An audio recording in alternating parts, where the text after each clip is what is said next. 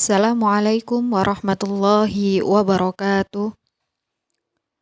Alhamdulillahi rabbil alamin. Wassalatu wassalamu ala ashrafil anbiya wal mursalin. Nabiyina wa habibina Muhammadin wa ala alihi wa sahbihi ajma'in. Wa man tabi'ahum bi ihsanin ila yaumiddin. Amma ba'du.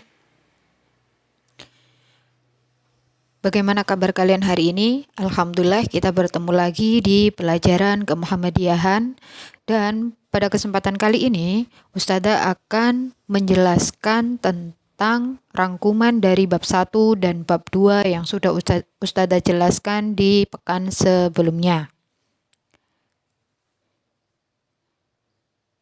Sebelum kita mulai pelajaran, alangkah lebih baiknya kita awali dengan membaca basmalah. Bismillahirrahmanirrahim. Dan di sini ada satu ayat dari surat Al-Baqarah ayat 152. Ustazah bacakan terlebih dahulu ya. A'udzu billahi minasyaitonir rajim. Bismillahirrahmanirrahim. Fadkuruni adkurukum washkuruli wala takfurun. Yang artinya, maka ingatlah kamu kepadaku Allah, niscaya aku ingat pula kepadamu dan bersyukurlah kepadaku, dan janganlah kamu mengingkari nikmatku.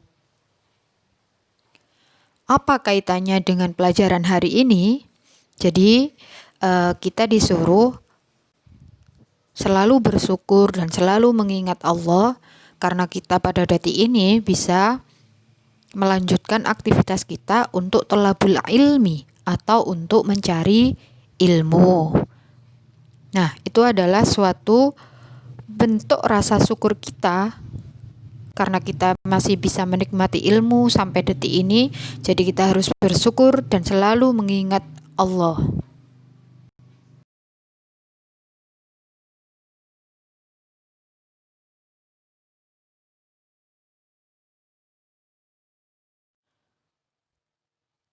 Di rangkuman ini, Ustazah mengambil dari dua bab yang sudah kita pelajari sebelumnya.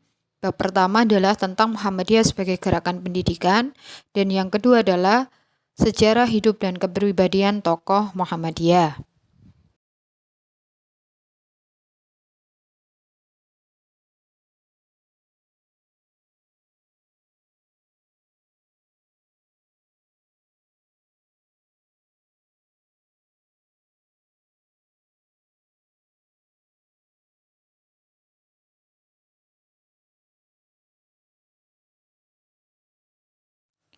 Berikut dari rangkuman bab pertama, yakni dari Muhammadiyah sebagai gerakan pendidikan.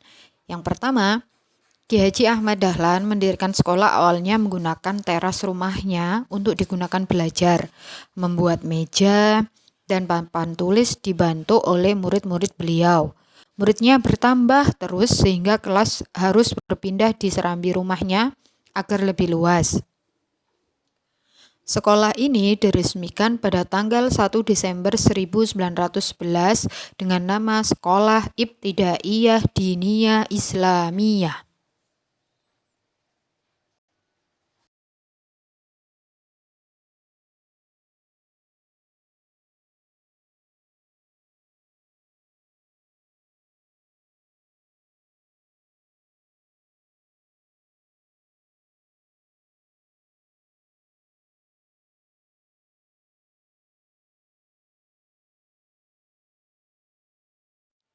Poin yang kedua, tahun 1913 di daerah Karangkajen, dalam tahun 1913 sampai 1918 beliau mendirikan 5 buah sekolah dasar.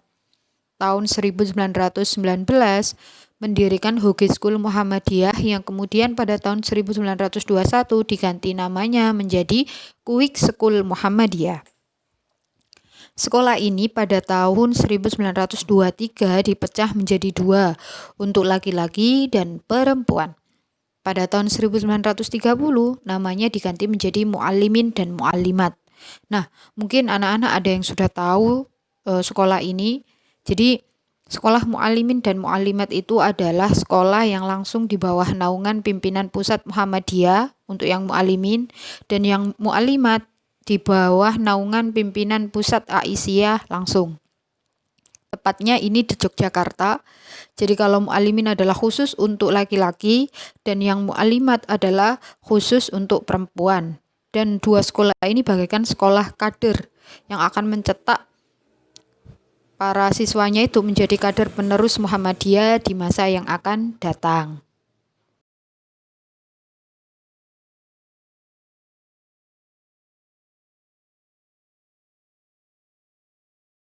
Nah, ini kita beralih ke bab 2.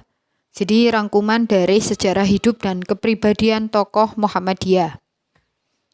Yang pertama, Kiai Haji Ahmad Dahlan ketika masih muda bernama Muhammad Darwis, lahir pada tahun 1235 Hijriah atau 1868 Masehi di Kauman, Yogyakarta.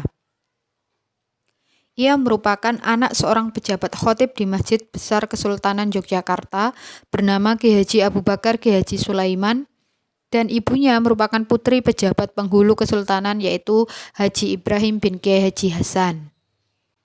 Yang kedua, Muhammad Darwis atau Dahlan kecil itu tidak sekolah, belajar mengaji dari ayahnya langsung, serta belajar ilmu tafsir dan hadis, bahasa Arab, serta ilmu fikih kepada ulama lain di Yogyakarta atau sekitarnya.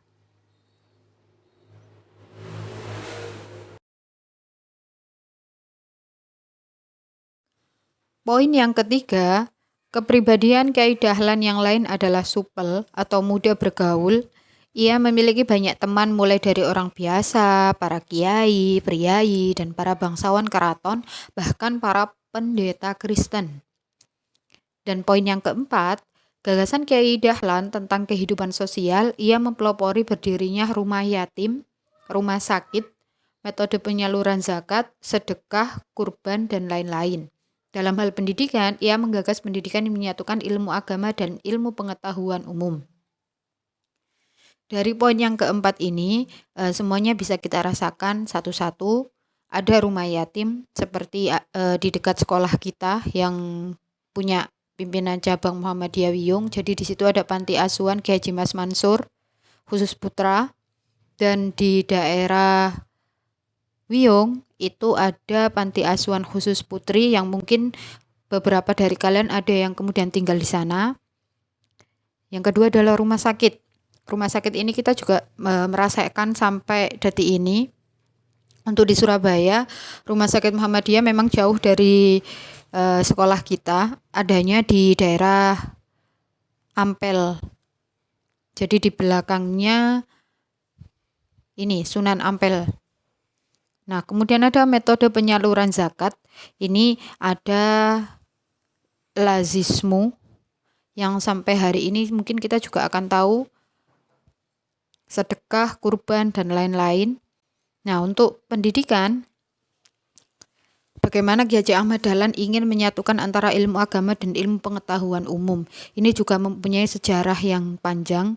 Jadi Kiai Haji Ahmad Dahlan resah ketika sekolah pada saat itu hanya mengutamakan ilmu umum saja. Akhirnya ketika Kiai Haji Ahmad Dahlan pulang dari Mekah, kemudian dirikan Muhammadiyah dan mengabdikan diri mengajar di Gubernemen yang saat itu sekolahnya Belanda, mengajar agama di sana. Nah, setelah mendapat pengalaman-pengalaman itu yang akhirnya mendirikan sekolah di teras rumahnya itu tadi dengan menyatukan ilmu agama dan ilmu umum.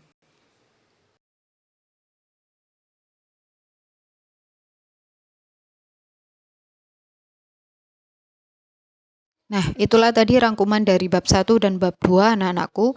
Semoga semakin menambah wawasanmu sampai hari ini, dan marilah kita selalu bersyukur atas apa yang kita dapatkan hari ini, 1 minggu ini, atau 1 bulan ini, atau mulai Juli sampai September ini. Semoga apa yang kita dapatkan bermanfaat dan bisa menjadi landasan untuk hidup kita ke depannya. Ustazah akhiri, Ustazah mohon maaf apabila ada salah kata atau salah sikap. Wal akhir minni nun wal qalami wa ma yasturun. Wassalamualaikum warahmatullahi wabarakatuh.